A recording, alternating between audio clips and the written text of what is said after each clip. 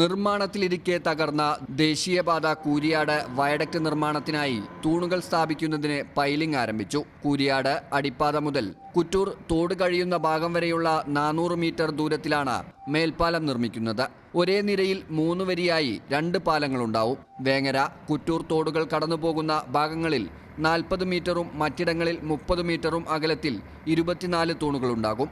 മണ്ണിന്റെ ഘടനയനുസരിച്ച് 22 മുതൽ 47 വരെ മീറ്റർ ആഴത്തിൽ താഴ്ത്തി കുഴിയെടുത്താണ് കോൺക്രീറ്റ് തൂണുകൾ നിർമ്മിക്കുന്നത്. ഇതിനായി തകർന്ന 6 വരി പാതയിലെ കട്ടകളും മണ്ണും പൂർണ്ണമായും നീക്കുന്ന ജോലികൾ ഏകദേശം പൂർത്തിയായി. ഡിസംബറിനകം കരാർ കമ്പനി സ്വന്തം ചെലവിൽ വയഡക്ട് നിർമ്മാണം പൂർത്തിയാക്കണമെന്നാണ് ദേശീയപാത അതോറിറ്റിയുടെ നിർദ്ദേശം. ഇതിനായി അതിവേഗമാണ് ജോലികൾ പുരോഗമിക്കുന്നത്. കഴിഞ്ഞ മെയ് 19-നാണ് നിർമ്മാണത്തിലിരിക്കെ 6 വരി പാതയുടെ കിഴക്കേ ഭാഗവും സർവീസ് റോഡും തകർന്നത്.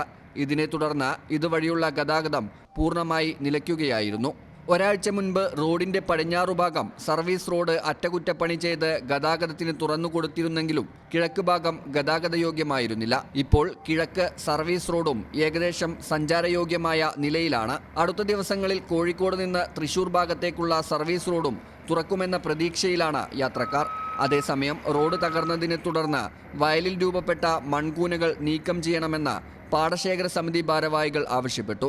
പാടത്ത് വലിയ തോതിൽ മൺകൂനകൾ തിട്ടയായി കിടക്കുന്നത് നീരൊഴുക്ക് തടസ്സമാവുന്നതിന് കാരണമാവുമെന്നും കർഷകർ പറയുന്നു. ഈ ചാനൽ ന്യൂസ് കോട്ടക്കൽ. നടക്കാവിൽ hospital academy of paramedical sciences, നടക്കാവിൽ hospital building, Valanchery, Malappuram. Phone number 04942084 010 7034 07 1111.